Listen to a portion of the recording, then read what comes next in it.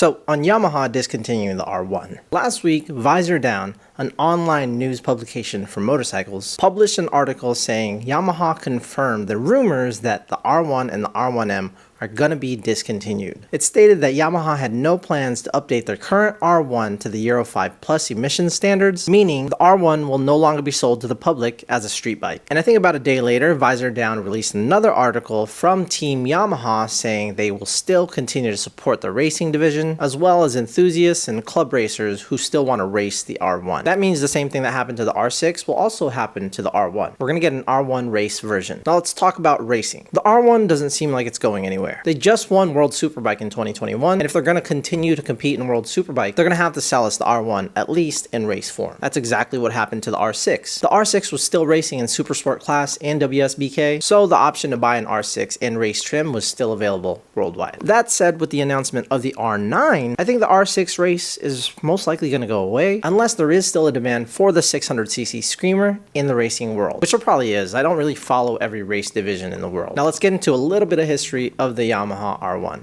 It was released in 1998. It was the world's first vertically stacked transmission. Why this is important? Well, essentially, the transmissions that we have today are all vertically stacked, at least for sport bikes. I don't know about those couches on two wheels. This gave us a lighter package, a tighter package, and a lower center of gravity. The Gen 1 R1 was iconic. Of course, they updated again in early 2000s and gave us fuel injection, and then we can't forget the 5VY R1. And in 2009, they revolutionized the R1 once again. They essentially took the crossplane crank from Rossi's M1 GP bike and put it in a production bike, first of its kind. People loved the sound.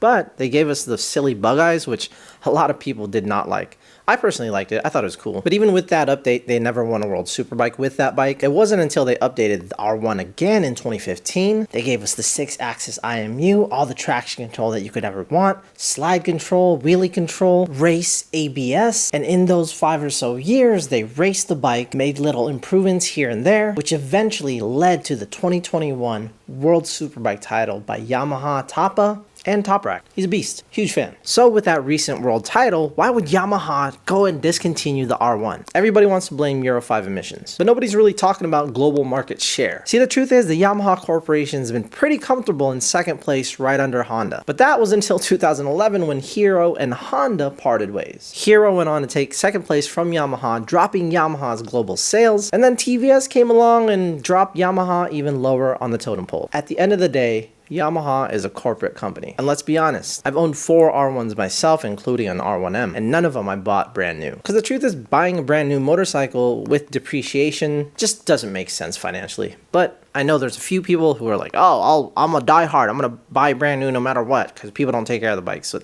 I agree to some extent, but there's a lot of people out there that take care of the bikes. That said, a lot of people are butthurt. I posted a short video about this as soon as the news came out from Visor Down, and the comments were like, oh, Yamaha's going downhill. Oh, God, Yamaha's doing all the wrong things. Well, there goes the end of Yamaha. But I could also pose a question and say, when's the last time you bought a brand new Yamaha from the dealer? These corporations need to make money. That's the whole reason people go into business, to make money. It's kind of like when I did the On Jigsaw Bra video. A lot of people said, oh, he's not doing it for views, he does it for fun. But he jumped in on one of my lives and told me he's been full-time for a couple of years. So if you're not doing this for the views, if you're not doing it for the money, what are you in it for? And for Yamaha Corporation, it is definitely about the money.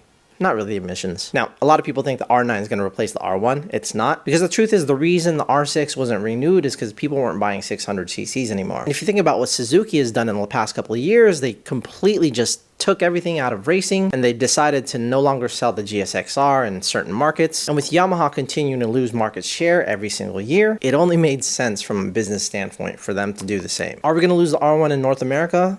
I don't know. Maybe we're still the ones buying them, and maybe that's why we still have the GSXRs. But even before Yamaha announced that they were going to discontinue the R1, they had been making moves to save them money. Yamaha decided to close its factory in Japan and hand over production over to CF Moto in China. Oh no, China-made products. If you're watching this on your iPhone or whatever phone you got, don't start complaining. Now, what about companies like Ducati and Aprilia or even MV Agusta? Are they going to follow suit? To be honest, that's highly unlikely. Yamaha is a huge corporation. Aprilia Aprilia is just a little bit of what Piaggio is, and Ducati is owned by Volkswagen. So it's hard to even count them in this rat race. What we need to pay attention to is Kawasaki. I think Kawasaki's just been so used to being like right dab in the middle. The prices are pretty cheap. Their bikes are pretty damn good. And they even brought back the ZX6R for the Euro 5 market. They're kind of leaning into this market where Suzuki's leaving, Yamaha's leaving. They're like, Kawasaki, it's our time. And I applaud them for what they're doing. But Kawasaki, if you're listening, can you give us the ride-by-wire that we've been asking for in the ZX6R?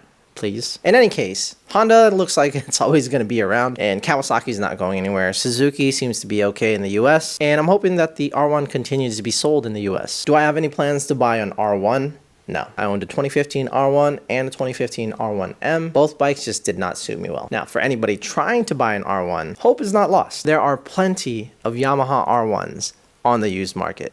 I don't believe that the prices are going to go up anytime soon. And I think that's because Yamaha's R1 has always been a work in progress. While the 98 and the 2000s R1 were great, we didn't really get an amazing R1 until about 2015. And even then, some of them had problems with their cranks. Some people have been calling them the ticking time bombs, which it's not true. I believe the crank balancer issue was just in the earlier years, and I haven't really heard of anybody having issues currently. Again, used prices on the R1 are not going to go up because unlike the R6 was pretty much good for many years. They didn't have a lot of updates, and even in 2017, the updates to that R6 was more cosmetic. And a lot of people, especially people like me, prefer the older style R6 headlights. Nostalgia combined with supply and demand, I think, is the reason why the R6 is going up in price. The R1 just has so many iterations that it's hard to pick and choose which one it is. Imagine if they made one R1 and it was good for over a decade. Then I can see that being a historic bike that would just go up in price. So for everybody that's upset about the R1 being discontinued, don't be. There's a lot of other motorcycles out there that are great that you could still buy brand new. Look at the ZX-10R, look at the CBR 1000RR, even the Suzuki Gixxer 1000 is still available. And if your pockets are a little bit deeper, you got BMW, you got Ducati, and personally I'd just stay away from Aprilia. I'm really sick of people telling me they bought an Aprilia because of me. I freaking hate the company. Great bikes, shitty company.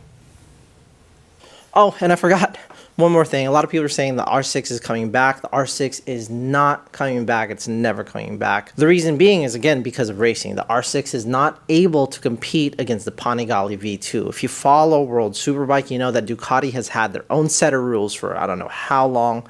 I don't know why FIM lets them get away with it.